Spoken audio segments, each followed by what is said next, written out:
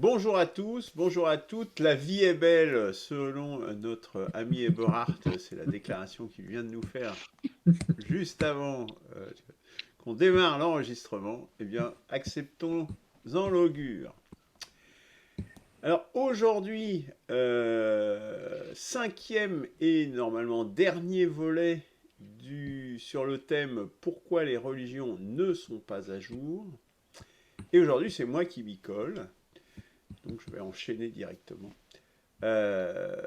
Sachant que cette contribution est évidemment complémentaire aux contributions précédentes, puisqu'il est bien évident que si nous sommes ici dans ce cercle du renouvellement spirituel, c'est que nous pensons qu'effectivement il y a un déficit, un manque dans les religions ou spiritualités présentes.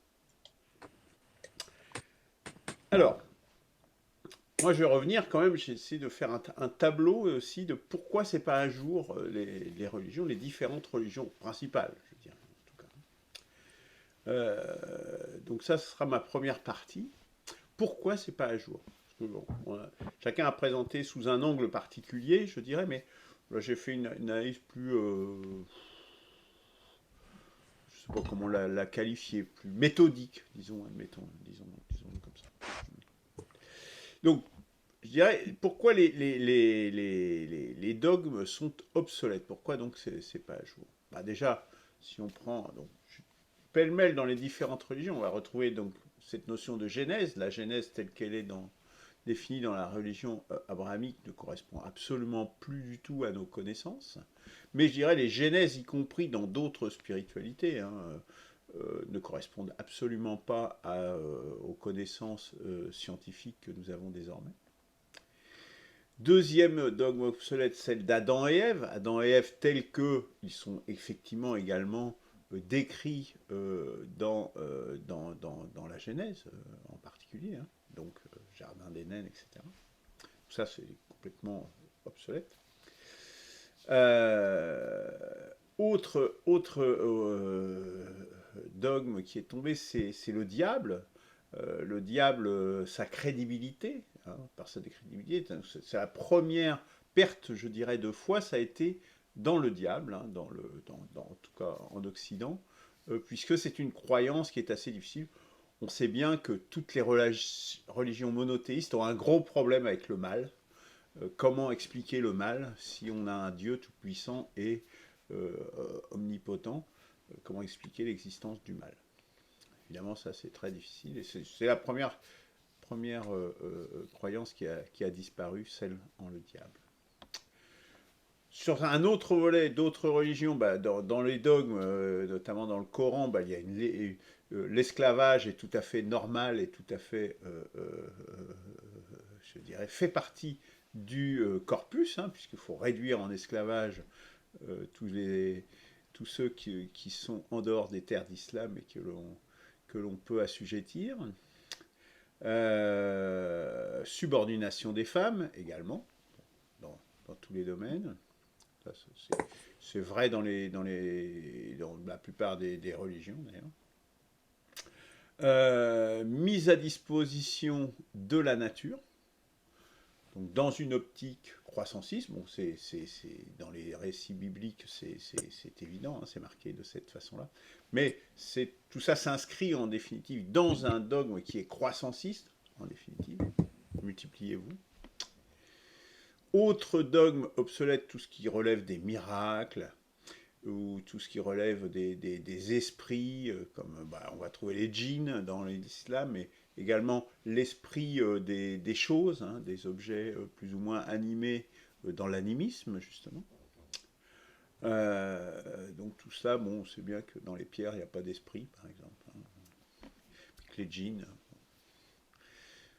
c'est quand même extrêmement aléatoire, je dirais, pour ne pas dire plus. Hein. Autre dogme qui est, je dirais, qui n'est plus d'actualité, c'est la discrimination entre les hommes, puisque nous sommes actuellement dans un universalisme, je dirais, qui s'est répandu sur toute la planète, où tous les hommes sont égaux, les hommes et les femmes, donc ce qui fait que la subordination des femmes n'a pas de sens, ou la subordination d'hommes par rapport à d'autres hommes n'a pas de sens, que ce soit si on est un peuple élu ou désigné, ou ce qu'on voudra, qui est donc distingue des autres, ou qui a un avenir exceptionnel, ou que ce soit sous forme de caste, comme on va pouvoir le retrouver, qui sont institutionnalisés, qu'on va pouvoir retrouver dans le sous-continent indien notamment. Donc cette discrimination entre les hommes, je dirais, ne correspond plus à l'universalisme qui s'est répandu sur toute la planète aujourd'hui. Autre dogme qui est tombé, je dirais, c'est la déconnexion avec la matérialité. C'est-à-dire que on a un certain nombre de croyances où est-ce qu'on va être dans la méditation pure, dans l'ascétisme pur, je dirais, ce que j'appellerais l'extrême spiritualisme, qu'on va rencontrer dans certains courants religieux et dans certaines retraites notamment, hein. Et que je mettrais en parallèle avec l'extrême matérialisme, en définitive, c'est l'autre pendant, on connaît bien l'extrême matérialisme que l'on peut rencontrer en Occident notamment, mais il y a aussi un extrême spiritualisme qui est complètement, je dirais, déconnecté justement de la matérialité. Et donc à partir de là, je dirais que ça c'est quelque part c'est des dogmes qui sont obsolètes, mais ce dogme est obsolète depuis longtemps, je dirais, par rapport aux autres qui c'est plus récent. Dernier dogme qui me semble obsolète, celui de l'énergie vitale au sens dans lequel l'entend le culte taoïste, hein, et les soins associés, c'est-à-dire tout ce qui est l'usage de substances pour soigner. Hein. On rappelle que les taoïstes, au moins dans les premiers siècles, utilisaient le mercure pour soigner. Voilà, hein, on voit bien que ce genre de substance, c'est pas forcément très bon pour la santé, hein. Ou d'autres choses comme l'acupuncture et ces questions de méridiens qui traversent le corps, etc., qui n'ont aucune existence scientifique. Donc, voilà où on en est aujourd'hui. Voilà tous ces dogmes qui sont complètement tombés, qui sont obsolètes aujourd'hui. Et plus généralement, au-delà de ces dogmes, c'est tous les récits, je dirais, tant anthropocentriques ou géocentriques, donc centrés sur la Terre, qui étaient crédibles lorsque nous ne connaissions pas l'étendue de l'univers et l'étendue du vivant. Mais aujourd'hui, quand on connaît l'étendue de l'univers, déjà nous, rien que dans la galaxie, on est déjà un microbe dans le système solaire, un microbe dans ce système solaire est un microbe dans la galaxie, et cette galaxie est un microbe dans l'univers tout entier, donc on ne connaît même pas l'extension totale. C'est-à-dire, en plus de ça, ça veut dire que ça n'aurait pas de sens d'être anthropocentrique, parce qu'on ne peut même pas connaître, on ne connaît que notre univers observable, et on ne connaît même pas l'étendue de l'univers dans son entier. Donc, dire que tout a été fait autour de ce petit microbe que nous sommes, enfin, a une crédibilité, mais epsilonesque, je dirais. Et puis du vivant, également, c'est ridicule, je dirais, mais également du vivant qui est quand même extrêmement partagé, et que moi, personnellement, je pense qu'on trouvera en grande quantité au travers de l'univers, mais ça, nous n'en sommes pas encore là. Mais en tout cas, ne serait-ce que sur Terre, la vie est partout. Alors, donc ça c'est pour, je dirais, la première chose, pourquoi c'est pas à jour sur des critères, je dirais, objectifs. Je vais revenir sur un survol historique que j'ai peut-être déjà eu l'occasion de faire, mais que je vais refaire quand même, qui me semble important de le recontextualiser dans toutes ces croyances dans une perspective historique. En définitive, toutes ces croyances ont accompagné la phase de croissance socio-économique de l'humanité, et avec comme corollaire une augmentation permanente de la population mondiale. Depuis au moins le néolithique, mais même avant le néolithique, on sait qu'il y a eu des événements il y a 50 000 ans, etc. Cette croissance socio-économique et de la population mondiale, humaine, est permanente depuis très très longtemps. Et d'ailleurs, les monothéismes, donc le monothéisme, c'est quoi? C'est l'univers. Enfin, pour moi, j'appelle ça l'explication universelle indiscutable, c'est-à-dire ça explique tout ce qu'on ne comprend pas de façon indiscutable par un Dieu unique et puissant, répondait à la croissance de la raison et de ses succès. puisqu'il expliquait bien le problème, ce qui a fait tomber les polythéismes. Aussi bien le logos grec, on pourrait parler du logos grec, mais également en Chine, il y a aussi l'émergence à la même époque des philosophes, et dans le monde également perse, entre les deux, d'une part, et puis les Lumières, qui a été également les Lumières, la Renaissance également, qui ont été un relais, je dirais, de croissance de l'humanité. Et puis, dernier élément sur les monothéismes, justement, c'est, après l'avènement du monothéisme, c'est le perfectionnement du monothéisme, avec l'avènement de l'islam, qui est, je dirais, la religion monothéiste parfaite, puisqu'elle n'a plus de contradiction interne, elle a résolu tous les problèmes de contradiction extrême interne au prix d'une rigidité extrême, mais d'une grande efficacité. C'est ce qui fait que c'est pour moi le point culminant du monothéisme. Alors, après, je dirais, ces dogmes obsolètes et ce survol historique, dont on voit bien que la trajectoire est très liée à la croissance de la population mondiale, notamment, qui est un des phénomènes les plus incontestables, je dirais. Nous changeons de période. Hein. C'est clair qu'aujourd'hui, nous sommes à la fin de cette croissance qui est multimillénaire. Donc forcément, c'est ce qui implique des changements dans les croyances qui vont avec. Mais avant cela, ça je dirais, ça sera ma conclusion, je voudrais qu'il découle de cette histoire et de l'obsolescence de ces dogmes un déficit de la foi. Tout ça établit un déficit de la foi. Et aujourd'hui, bon, je pense qu'il y en a peut-être parmi vous qui vont reprendre ça, vont dire, oui d'accord, il y a les textes, il y a tous ces trucs-là, mais dès qu'on rencontre une contradiction, on dit, ah bah oui, mais c'est métaphorique. Hein, en fait, Adam et Ève, ouais, mais c'est métaphorique. Ah ouais, mais c'est métaphorique. Mais ce n'est pas du tout convaincant de dire c'est métaphorique. Ça ne convainc, je dirais, que les convaincus. Moi, je dirais c'est une pirouette, je dirais, intellectuelle, mais les textes sont les textes, et s'ils étaient métaphoriques, pourquoi on les a écrits de façon métaphorique, plutôt que de les écrire directement dans ce qu'ils sont. Parce que si tout est métaphorique, il y a une conséquence également à ça. Ça veut dire qu'il y a une forme d'ésotérisme. C'est-à-dire qu'il y a une connaissance qui n'est pas accessible à tout le monde, parce que le texte ne dit pas en première intention ce qu'il dit réellement, donc c'est ésotérique. C'est-à-dire que le plus grand nombre n'a pas accès à la compréhension directe de ces textes. C'est-à-dire c'est complètement contradictoire avec l'universalité. D'ailleurs, le christianisme s'est battu contre les gnostiques à cause de ça, justement, parce qu'ils voulaient en faire une religion universelle. On voit bien que c'est un débat qui est complètement dépassé, en définitive, hein, qui date de près de 2000 ans maintenant. Donc, cette histoire de métaphorique, bon, excusez-moi, mais voilà.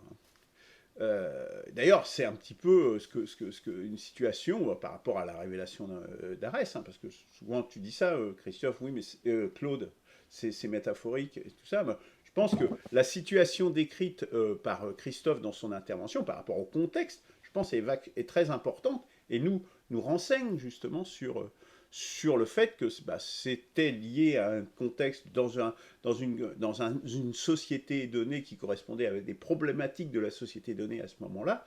Et donc, c'était pas métaphorique à l'époque où ça l'était, où ça a été exprimé. C'est des relectures, je dirais, des ressucés pour justifier a posteriori des postures qui ne sont plus d'actualité. Voilà pour le premier élément sur le déficit de la foi. Mais il y a des démonstrations de ce déficit de la foi. Je vous renvoie à l'émission qu'on avait faite et au livre d'Emmanuel Todd, hein, très récent, donc La défaite de l'Occident, où il dit on est en Occident au niveau religieux zéro. C'est-à-dire qu'il y a plus, c'est même plus zombie, c'est au niveau zéro. Et vous observez les prénoms qui sont donnés, par exemple, aux gens aujourd'hui, n'ont plus aucune référence, par exemple, religieuse. Alors qu'avant, c'était toujours des noms de saints. D'ailleurs, les gens qui sont ici ont des noms de religieux, alors qu'aujourd'hui, il n'y a plus aucun nom donné qui est religieux, au moins dans la sphère chrétienne. Mais je pense que c'est également extensible, cela, en Chine, en Asie du Sud-Est notamment, en Russie, et même dans les terres islamiques, parce qu'il y a quand même un mouvement d'apostasie, y compris dans ces zones, qui est quand même, et dans ces milieux qui sont quand même tout à fait significatifs, à défaut d'être majoritaires, hein, mais quand même tout à fait significatifs. Quelques focus maintenant, si vous me le permettez, sur ce déficit de la foi. Bon, sur l'islam, il y a une temporalité flagrante des commandements, hein, qui sont très liés à l'époque, à l'émergence de cette religion, bon, par rapport aux femmes, par rapport à l'esclavage, etc. Ça a 14 siècles, hein, bientôt 15 siècles. Voilà, c'est très typé, très contextuel, ces commandements. Jésus, aujourd'hui, reste au mieux une figure de référence. Ça, je pense que c'est assez vrai. Mais il a perdu son caractère divin, quelque part. Hein. Il est vu, je dirais, enfin, si je peux me permettre cette métaphore, pour le coup, comme un communiste des temps anciens. Hein. Un genre de figure tutélaire, comme ça, bien sympathique. Hein, mais les rites chrétiens n'évoquent plus rien, paraissent être des fossiles, c'est-à-dire vous demandez la Pentecôte, Pâques éventuellement, mais l'Assomption, l'Ascension, tous ces trucs-là, plus personne ne sait ce que ça veut dire. Hein. On supprime donc toutes les fêtes. Ce sont... Oui. Il n'y a plus de fêtes alors maintenant. Non, On va tout je dis supprimer. ça n'évoque plus rien en termes de foi. C'est ce que je suis en train de dire. Je ne veux pas dire qu'il faut les supprimer. Je dis ça n'évoque plus rien dans la tête, ni dans la raison, ni dans le cœur des gens, ce que sont ces fêtes. Ces jours fériés sont totalement inconnus, ce qui est corps à corps d'ailleurs avec le niveau zéro de la religion énoncé par Todd. Autre élément, la naïveté, l'enchantement qui a disparu.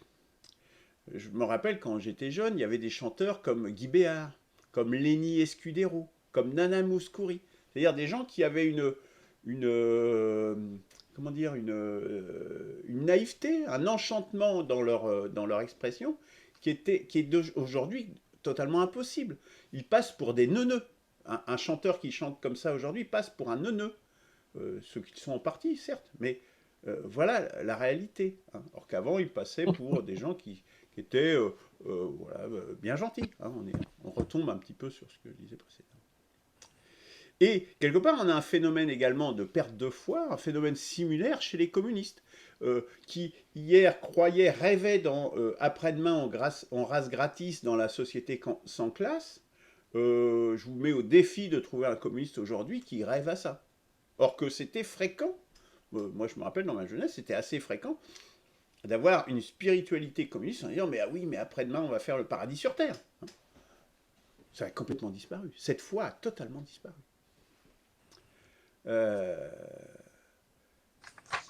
Et tout ça est raccord au fond avec ce que raconte René Girard. C'est une tendance girardienne.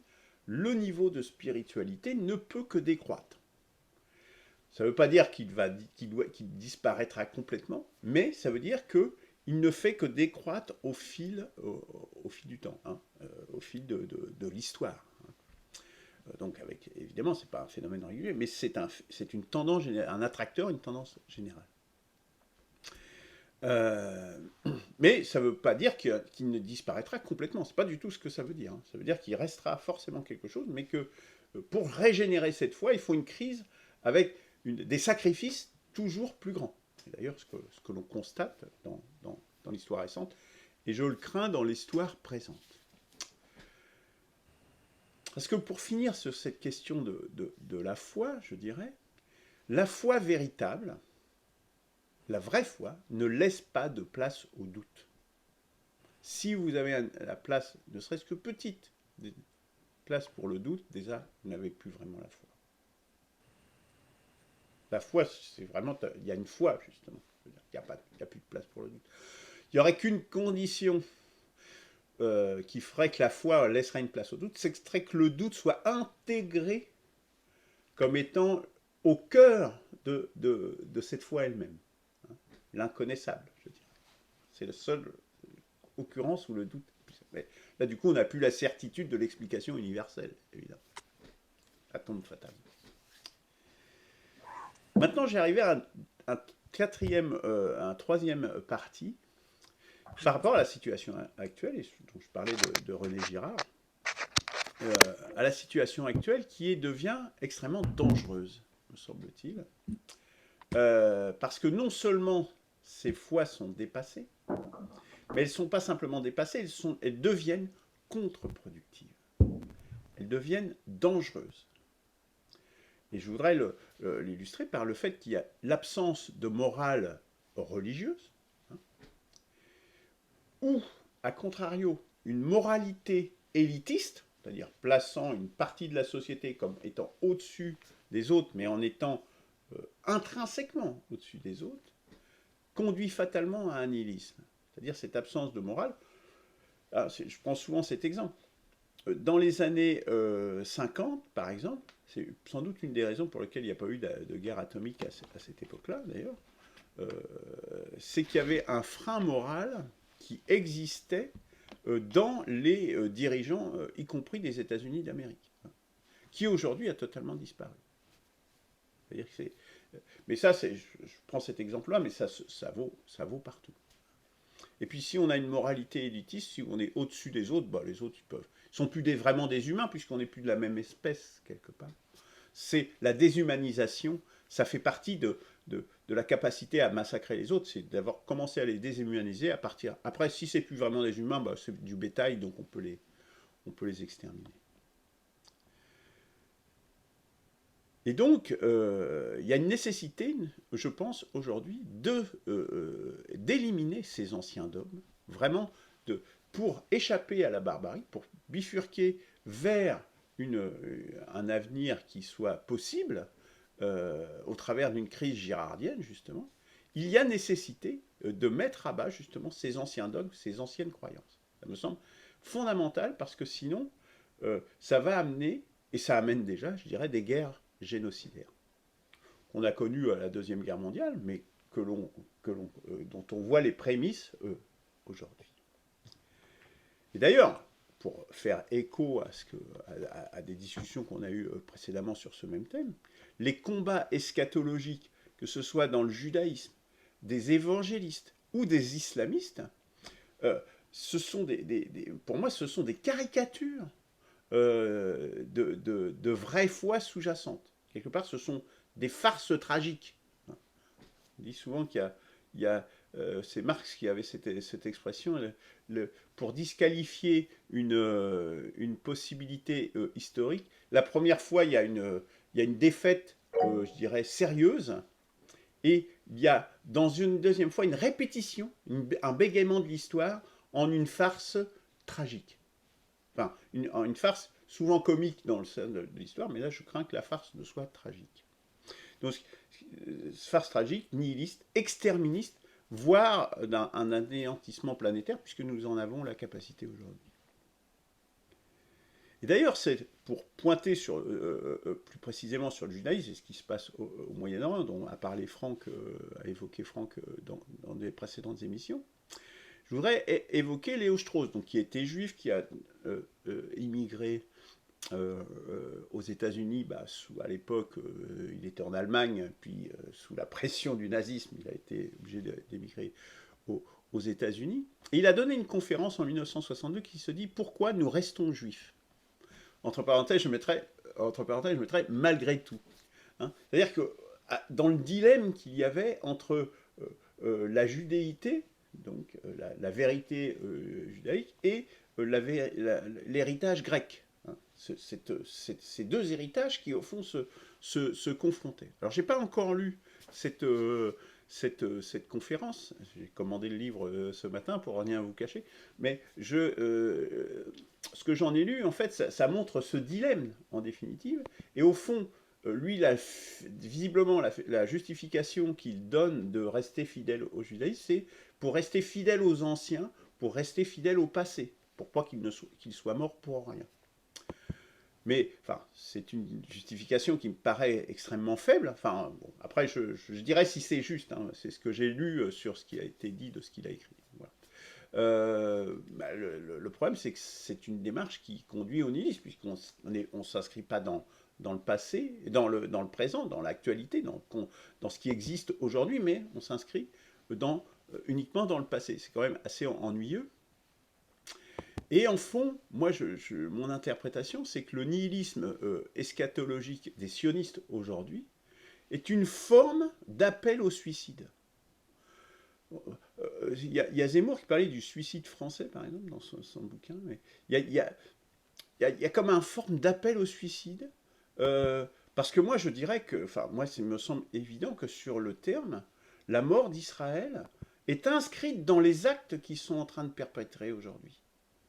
Et ça, c'est un peu comme ceux des nazis hier, je dirais, hein, ou que les États-Unis d'Amérique aujourd'hui, comme l'a été l'Empire romain à son époque. Ce qui est dommage pour Léo Strauss, c'est qu'il avait presque tout. Il avait presque tout, et notamment dans son livre Droit naturel et histoire.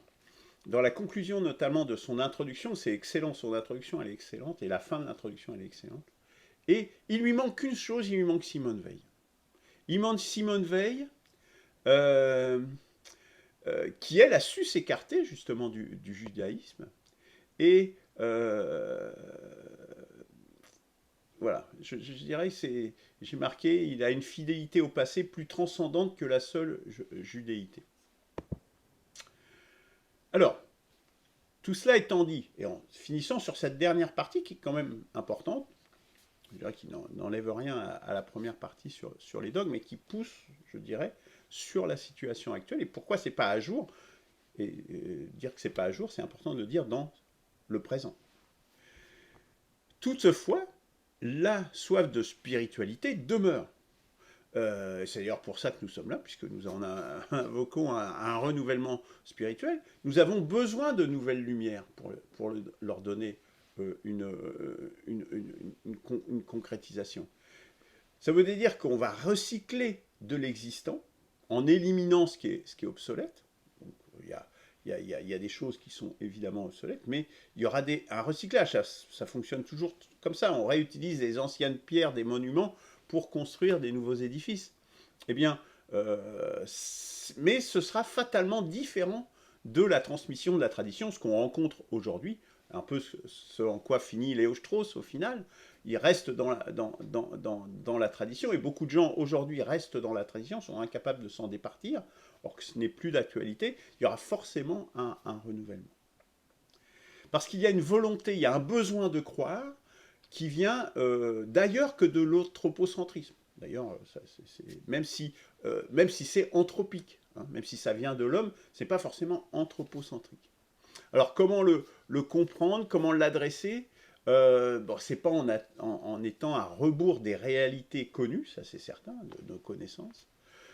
Je dirais que notre rôle en tant que CDRS, hein, au moins d'apporter quelques pierres à ça, c'est d'essayer d'élaborer ce modèle, et puis d'autres le propageront jusqu'à ce que l'heure soit venue où un homme, des hommes, les hommes s'emparent, le digèrent et le répandent. Voilà, sur cette parole d'espoir que je finis cet exposé. Eberhard a demandé la parole. Oui, donc, bon, je vais déjà rentrer franco-sport dans ce que tu as dit par rapport à René Girard. Comme quoi l'obsolescence, ce serait dans René Girard et tout. Oui et non. Donc en fait, je pense que tu as mal compris René Girard, parce qu'il dit à un moment donné, parce que je n'ai pas lu un seul bouquin de lui, hein, j'en ai lu au moins une demi-douzaine. Hein. Il dit aussi, et d'ailleurs c'est même dans des choses cachées depuis la fondation du monde, il dit, justement, c'est quand il n'y a plus de religion que d'un seul coup la violence se développe, parce que la religion a comme vertu justement de limiter les violences à l'intérieur d'un groupe. Hein, je parle tout simplement des 10 commandements. Donc, en quelque sorte, il y a des dogmes comme ça, parce que tu as vraiment lancé une diatribe contre les dogmes. Les dogmes ont quand même du bon. Et ça, on n'a nulle part vu ça dans ton exposition, dans mon exposé. Voilà. Et là, tu avais dit que oui, les religions, comme quand on commence à critiquer Adam et Ève, etc., ou Satan, comme je disais, tu prends les choses trop formelles d'abord, et ensuite, quand tu as reparlé du métaphorique et tout, Mais ben, dans ces cas-là, tu es aussi contre la métaphore, donc la poésie. Donc, en quelque sorte, peut-être que j'exagère à peine, mais la métaphore a aussi une vérité. Il faut comprendre que la métaphore a une vérité. Parce que le mal est symbolisé par Satan. C'est un symbole. Aujourd'hui, on le prend comme symbole. Mais ce que tu as, ça, c'est les dimensions anthropologiques, historiques, là où j'essaye vraiment beaucoup de travailler, c'est de montrer que, et ça, c'est notamment avec Oswald Spengler, quand on est dans une société magique, comme la société arabe de l'époque de Jésus, le miracle, la magie, on y croyait. L'important, c'est de croire. Tu comprends?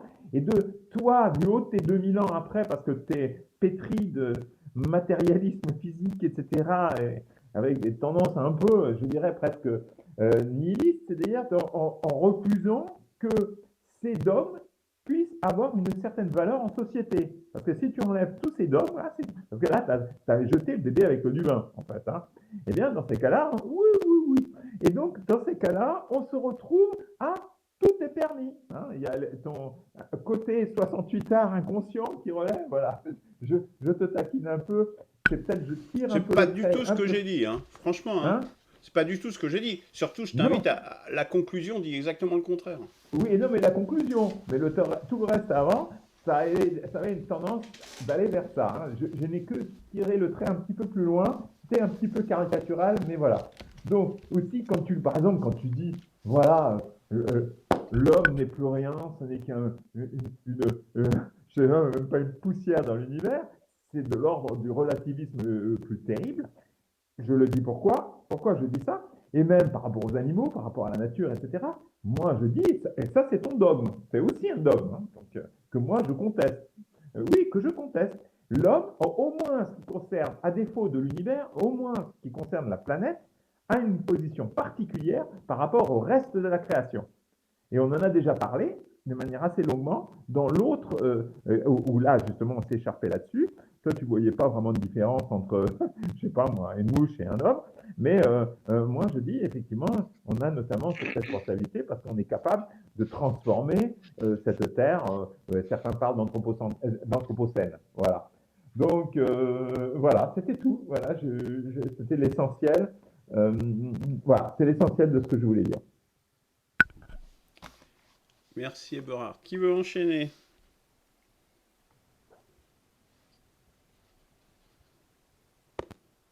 Allez, Claude. T'as Je le te micro sens. coupé. Ah non, Christophe? Non, non, c'est bon. Vous m'entendez là? Oui, ça y Oui. est. Ok, pardon. Oui, cher Luc, je suis pratiquement sur tous les points que tu as développés, pas d'accord avec toi. Sauf un. Sauf un. Une magnifique pépite. Quand tu dis que la foi véritable ne laisse pas de place au doute, mais tu as ajouté après, sauf si le doute est intégré au cœur de cette foi elle-même. Je trouve ça magnifique. Là, c'est ma foi. C'est celle-là que tu décris là.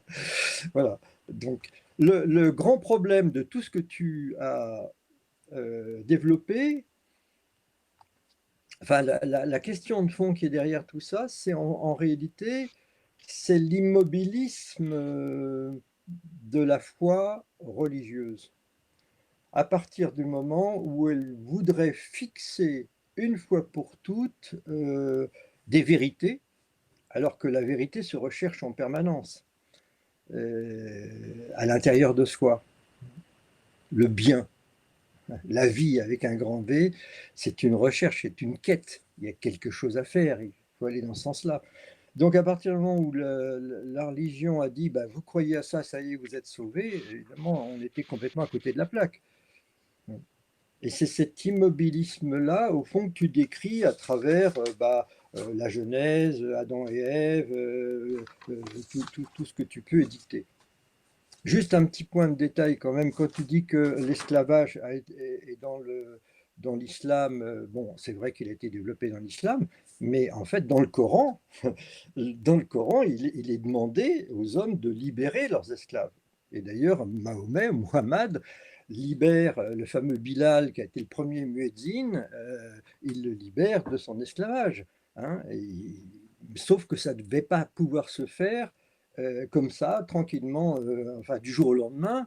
Il fallait au contraire qu'il y ait une certaine progressivité dans tout ça, dans toutes ces réformes. Hein, l'homme a du mal à changer, on le sait très bien. Voilà. Mais donc le Coran n'est pas du tout pour l'esclavage, il s'oppose à l'esclavage, mais les musulmans ont continué par habitude à le pratiquer et effectivement ils ont été quand même très très avancés dessus. Moi c'est comme ça que dans le Coran je pourrais te trouver les citations éventuellement si tu veux.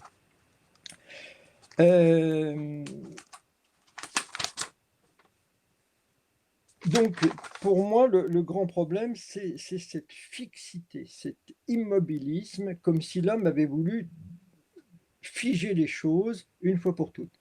Mais tu fais un peu la même chose, parce que quand tu dis aujourd'hui, on connaît l'étendue de l'univers, je dis non, on ne connaît pas l'étendue de l'univers. Moi, quand j'étais gamin, on m'a appris qu'il y avait 9 planètes. Ben depuis, il y en a une qui a été rétrogradée, c'est Uranus. On a découvert tout un tas d'autres objets dans le système solaire qu'on ignorait totalement. Et donc, on croyait déjà à l'époque qu'on avait déjà compris complètement tout l'univers et tout le système solaire. Faux, faux. Hein. Et de l'univers, on ne sait pas grand-chose. Aujourd'hui, on nous parle de matière noire, on nous parle des trous noirs, de ceci, des multivers, la théorie des cordes, que sais-je, que sais-je. On ne sait rien de tout ça en réalité, on est encore des gens. Donc ne figeons pas non plus, nous, à nouveau, les choses. Restons ouverts. Donc la dimension, et surtout restons ouverts sur la dimension spirituelle qui est au fond de nous. Parce que la conquête, c'est plus tellement sur l'extérieur et l'objectivation, soi-disant, des choses extérieurement à nous-mêmes, comme le fait la science, mais c'est la recherche intérieure. C'est faire ressortir des facultés qu'on a à l'intérieur de nous et qu'on n'utilise plus tout simplement parce qu'on ne les utilise plus, parce qu'on n'aime plus, parce qu'on ne participe plus de l'univers. C'est ça le grand problème. Et la religion est un problème parce qu'elle a arrêté cette recherche en figeant les choses, alors qu'il faut la relancer et la redéployer à nouveau. Voilà, voilà, moi, si tu veux, là où je vois le grand problème. Quand tu parles des Lumières comme un progrès, oui, dans une certaine mesure, les Lumières sont un progrès, mais ils ont aussi figé les choses et puis eu tendance à jeter Dieu avec l'eau du bain, si je puis dire. Hein. Donc, ils ont eu raison par rapport à la religion et par rapport au dogmatisme religieux, mais ils ont eu tort par rapport au fond qui était quand même derrière tout ça, mais qui était un fond déformé, en réalité.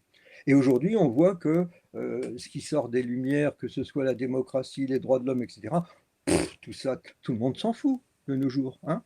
Et de nouveau, c'est dépassé. Bah si, c'est quand même là aussi, on est dans le niveau zéro aussi de ces croyances-là, de la croyance politique. Voilà. Donc, la relance nécessaire, c'est une relance d'une foi, mais qui n'est pas une foi arrêtée, figée sur une morale, par exemple, des valeurs qu'il faudrait respecter, mais une foi qui est ouverte sur l'être, véritablement, et sur l'univers, les deux, et qui est dynamique, qui est une foi de reconquête de soi ou du soi. Alors, je préfère par exemple au mot moral, dont tu déplorais la perte. C'est vrai d'ailleurs, il vaut mieux un peu de morale que pas du tout, mais tu préfères aussi le mot éthique, déjà qui est beaucoup plus dynamique. Mais moi, je dirais que le mot pénitence, qui est amené par la révélation de reste, qui n'est pas très drôle par ses connotations, mais il est encore plus dynamique. Parce qu'on ne fait plus une pénitence pour soi, d'ailleurs, individuellement, mais on la fait pour toute l'humanité. Je suis en train, moi, par ma propre pénitence, je refais un tout petit bout d'humanité, rien du tout. Voilà. Hein. Voilà, bon, sinon bon, j'ai rien d'autre à dire, mais c'est un peu facile, quoi, à mon avis, de ta part, Luc, de balancer, oui, la Genèse, Adam et Ève, etc. Bah, euh, hein. Le côté métaphorique, il faut aussi comprendre les choses par le fait que sur des domaines qui sont des domaines profonds de l'être, des domaines métaphysiques, on ne peut pas parler des choses avec le côté sec et froid et rationnel de la science. C'est pas possible. Il faut forcément faire appel, parce qu'on n'a pas le langage pour ça. On n'a pas les mots non plus pour ça. Il n'y a pas l'entendement non plus pour ça. Donc, il y a eu des textes métaphoriques qui font passer des choses à l'intérieur, quand même dans l'homme, mais par d'autres voies que le discours rationaliste, si je puis dire. Il y a, comment il s'appelle cette femme, pour ça je ne me rappelle plus, qui a écrit sur, qui disait que les mythes, par exemple, c'est l'histoire de l'intériorité de l'homme. Tu vois, il y a quelque chose de cela. Quand Jésus aussi, et dans des tas de prophètes dans la Bible disent que ceux qui ont des oreilles entendent, hein, ben oui, il y a ceux qui peuvent entendre un certain nombre de choses qui sont de l'ordre du subtil et d'autres qui ne le peuvent pas. C'est comme ça pour le moment. Et ce qu'on peut entendre de l'ordre du subtil peut aussi s'ouvrir et s'agrandir par son propre approfondissement personnel. On est capable d'une ouverture d'oreille et de vision et de regard qu'on n'imagine pas. Et ça, par contre, c'est la vie spirituelle libre. Il n'y a pas besoin de religion pour ça. Il n'y a pas besoin d'institution. Il n'y a pas besoin de gens qui disent on sait mieux que vous. Hein. Là, on est dans l'égalité la plus totale. Tu parlais aussi de l'universalisme général. Moi, je ne trouve pas du tout qu'on soit universaliste dans le monde dans lequel on est. On a fait un petit pas vers l'universalisme, mais on est très très loin de l'universalisme au sens de le retour de l'unité profonde de l'humain. Ouais. Voilà, bon. Mais merci.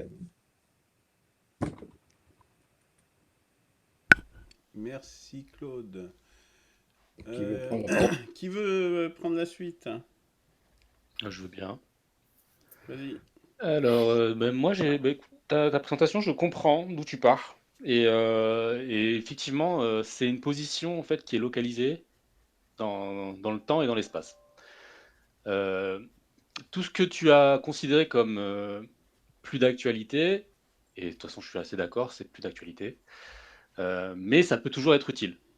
On est toujours sur ce côté-là, puisque tu en as parlé aussi, je pense, quand on a dit il y a moyen de s'inscrire dans une dynamique à un moment donné de quelque chose qui existait déjà, de pouvoir le récupérer ou d'en faire quelque chose d'autre. Mais en fait, voilà, quand tu parles par exemple que la Genèse, Adam et Ève, s'est dépassé, j'ai envie de te dire, ça dépend où. Quand tu dis que le diable, c'est plus d'actualité, j'ai envie de te dire, ça dépend où.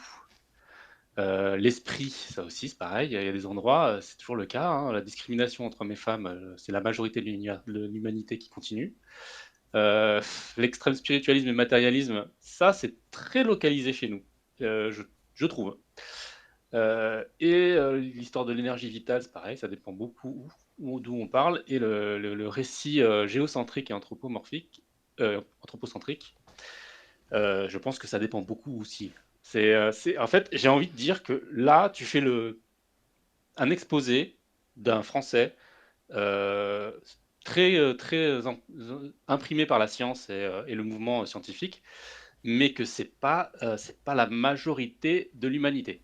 Donc, on est sur quelque chose qui est voilà, qui est localisé peut-être en Europe, sur l'intelligentsia européenne et occidentale en tout cas.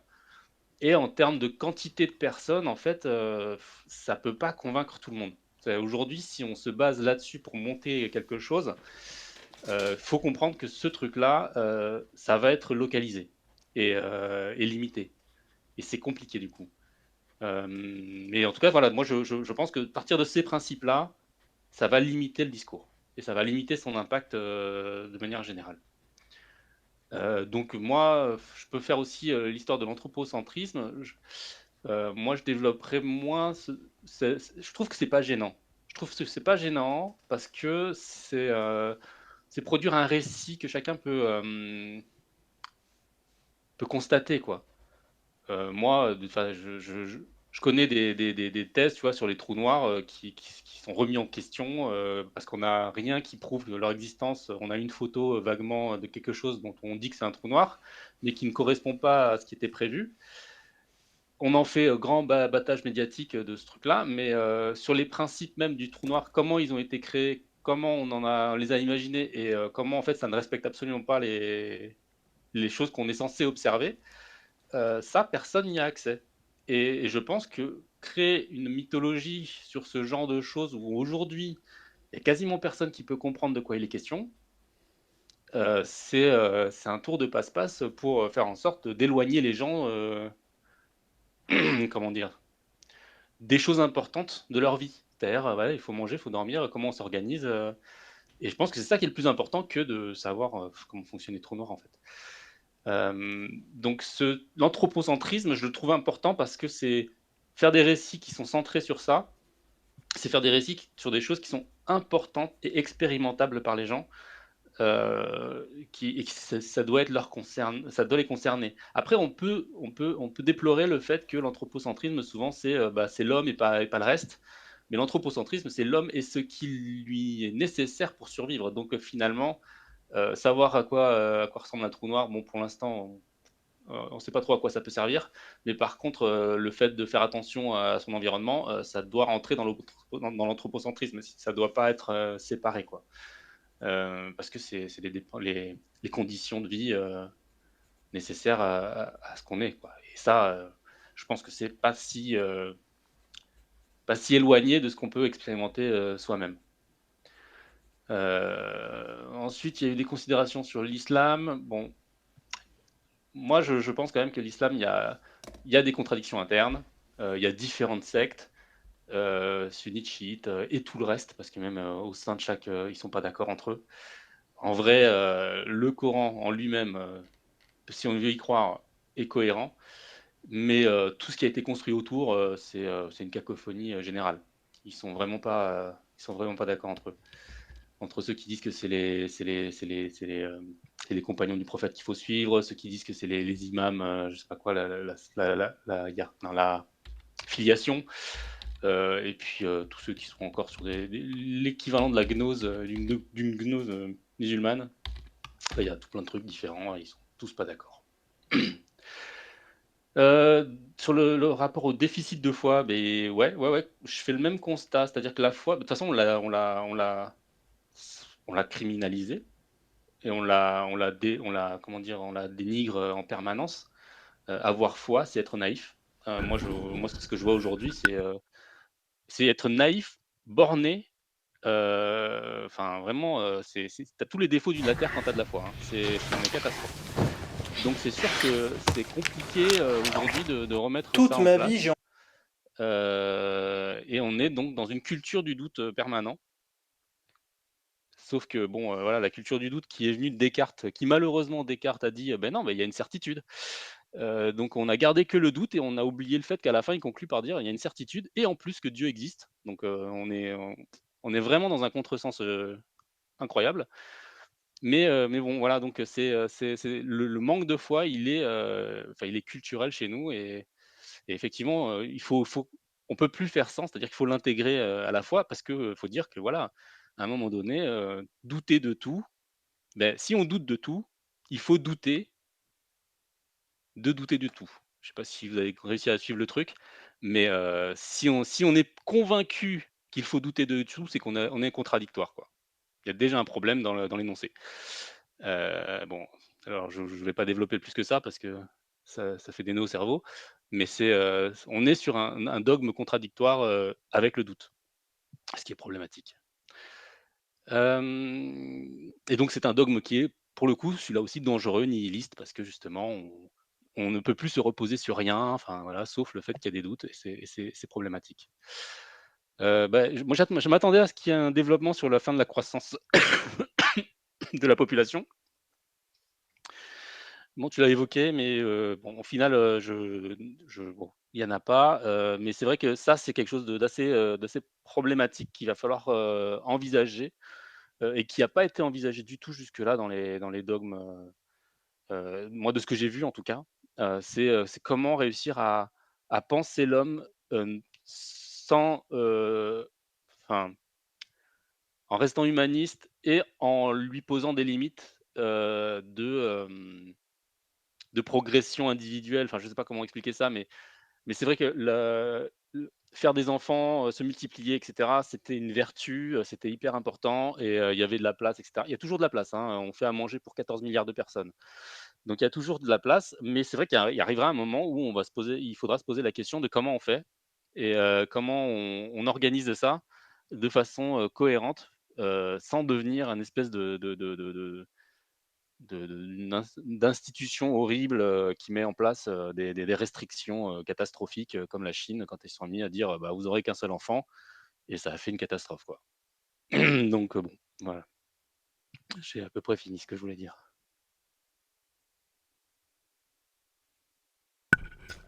Merci Christophe. Claude. Franck. Oui, ça va pas être facile, hein, de terminer. Alors, je voudrais reprendre un élément. C'est vrai que actuellement, il semblerait que, enfin, on entend dire qu'il y a une perte de foi et qu'il y a une augmentation de l'athéisme. Je pense que c'est un constat qui, s'il est réel, risque d'être totalement contre-productif, voire dramatique pour l'avenir de l'Occident. L'être humain est un animal religieux par définition. Se couper de la religion au profit de la pure connaissance de la science ne suffit pas. Je pense que Luc, tu parlais des textes tout à l'heure qui étaient peut-être obsolètes, je ne le pense pas. Considérés comme des métaphores, pourquoi pas. Lorsqu'on lit, par exemple, le texte de la Genèse, c'est vrai qu'on peut sourire, voilà, la création d'un univers en 6 jours, en 7 jours. Mais il ne faut pas oublier que ce texte ne parle pas d'astronomie. Il parle de toute autre chose. J'avais eu l'occasion d'en parler un petit peu lors de la présentation sur le judaïsme, et que Rachi lui-même mettait en garde contre une lecture totalement littérale, lorsque dès les premiers mots de la Genèse, il y a que la lumière soit et la lumière fut. Il s'agit bien de mettre en évidence un combat entre la lumière, qu'on considère comme le bien, l'obscurité, qu'on considère comme le mal. Donc il s'agit d'un combat spirituel. Je vais rester un petit peu sur la question du judaïsme qui reste encore extrêmement actuelle, et on le voit encore dans l'actualité. C'est une identité forte qui se réunit autour de cette colonne vertébrale de la Torah. La Torah, en fait, considérée comme un guide et comme finalement un résumé de l'histoire du monde, de sa création jusqu'à sa finalité. Et cette finalité de l'humanité, elle est effectivement encore d'actualité, pas simplement avec les problèmes du Moyen-Orient, mais ça met en évidence finalement un grand danger, à savoir que si l'être humain perd de vue finalement sa nature spirituelle, eh bien, il redeviendra finalement le jouet de toutes les forces et de toutes les manipulations. C'est intéressant d'ailleurs ce qu'on a dit aujourd'hui, parce que pas plus tard que mardi dernier, je discutais avec un groupe, avec un rave en Israël, qui disait, mais vous êtes fous en Occident, vous êtes en train de renier votre patrimoine chrétien et vous allez vous faire bouffer complètement par l'islam. Et j'ai trouvé cette réaction un peu brute de décoffrage assez intéressante. N'oublions pas qu'il y a 2 jours, il y a un imam en Angleterre qui appelait finalement à augmenter, voire multiplier les actions terroristes sur les adorateurs de la croix, comme il l'appelle. Donc finalement, nous avons renoncé en Occident à notre foi chrétienne, et nous avons laissé s'installer en fait la pire des choses, qui est, que l'on puisse dire comme l'islam. Et d'ailleurs, j'aurai l'occasion d'en reparler la prochaine fois lorsqu'on parlera des grandes figures du judaïsme à travers les grandes figures féminines, sur en particulier Rebecca. et la notion d'Édom, hein, puisqu'en fait, cette fin de l'humanité sera finalement un grand conflit. On appelle ça la guerre de Gog et Magog, mais au final, c'est l'Occident qui cédera en fait aux mauvaises sirènes de l'islam pour s'allier à un Occident qui a renié sa chrétienté pour détruire Israël. Voilà. Alors, c'est très religieux ce que je vous dis, c'est peut-être caricatural, mais ça répond simplement à, comment dire, à une question, c'est que la spiritualité n'est pas détachée de l'histoire des hommes. Et elle est de plus en plus actuelle et elle est de plus en plus dramatique, malheureusement. Merci Claude. Merci, Non, Franck. Franck, Merci. C'est exactement ce que je trouve. Tu l'écris, tu décris les choses beaucoup plus bien mieux que moi, hein. Merci, hein. Oui, moi je vais rebondir sur ce que tu viens de dire, Franck. Oui, c'est une des possibilités de la barbarie. Effectivement, d'ailleurs c'est écrit dans ce bouquin, hein, une des possibilités de barbarie, de trajectoire, c'est-à-dire une régression, et à ce moment-là, la religion monothéiste la plus moderne, je dirais, c'est-à-dire l'islam, finira par s'imposer. C'est logique. C'est une des trajectoires possibles. L'autre trajectoire possible, c'est l'anéantissement complet si on continue sur la trajectoire telle qu'elle est aujourd'hui. Et je crains il faut vraiment ouvrir une autre voie, vraiment une voie différente d'un renouvellement. Si on reste dans la tradition, je l'ai dit dans l'exposé, si on reste dans la tradition, ça sera soit une de ces deux barbaries qui finira par l'imposer. Et c'est ça, je vois bien, je le constate, qui n'arrive pas à percuter, parce que le réel n'a pas encore percuté suffisamment, sans doute, nos vies, pour justement remettre en cause en disant, mais attendez, la tradition, ce qu'on appelle les dogmes, c'est-à-dire effectivement, comme tu dis Claude, ce qui a été figé, mais c'est ça un dogme, ce qui a été figé c'est pas la vraie spiritualité, si on ne serait pas là, ce qui a été figé dans le dogme, dans les écrits, dans les livres, justement, hein, et puis dans toutes les exégètes et autres hadiths et tout ce qu'on voudra bien. Voilà. Et donc ça, je pense que c'est vraiment important d'actualiser, de recontextualiser, d'actualiser dans le contexte d'aujourd'hui. C'est-à-dire que ce que tu dis, Christophe, par rapport, il faut contextualiser, etc., tu l'appliques au passé. Ce que je dis, c'est important, fondamental de l'appliquer à aujourd'hui. Et que ce n'est pas dans les solutions d'hier que vous trouverez les solutions d'aujourd'hui. Oui, on va réutiliser des briques, je l'ai dit, mais ce ne sera pas en se référant à des textes, en les appliquant de façon dogmatique et en les suivant de façon dogmatique, parce qu'il y en a un qui nous amène à l'apocalypse, puis l'autre qui nous amène à l'islamisation. C'est ça, en gros, hein, l'alternative qui est devant nous. Moi, je préfère une autre voie. Je pense qu'il y a une autre voie qui est possible. Et c'est en tout cas, moi, ce à quoi j'appelle. Mais ça veut dire qu'il faut se départir. Ah, c'est sûr, c'est douloureux. Hein. C'est en ça que la crise girardienne est forcément douloureuse, hein, et qu'on la rejette, et qu'on va avoir des boucs émissaires, et qu'on va faire des massacres, parce que justement, c'est douloureux et qu'il faut se remettre en cause. Moi, j'appelle à ça dès aujourd'hui à en prendre conscience. Voilà, ça sera ma conclusion. Je n'irai pas plus loin, hein. Je pourrais répondre à d'autres trucs, mais on est déjà à près d'une heure et je pense que ça suffit comme ça. Ben voilà. je peux rajouter un peu. Merci pour cette réunion, elle était très bien. Je vais Merci, messieurs. continuer à récolter mes légumes avant d'aller à la messe à 4 heures. Allez, à bientôt. Salut. À la semaine prochaine. Salut à tous.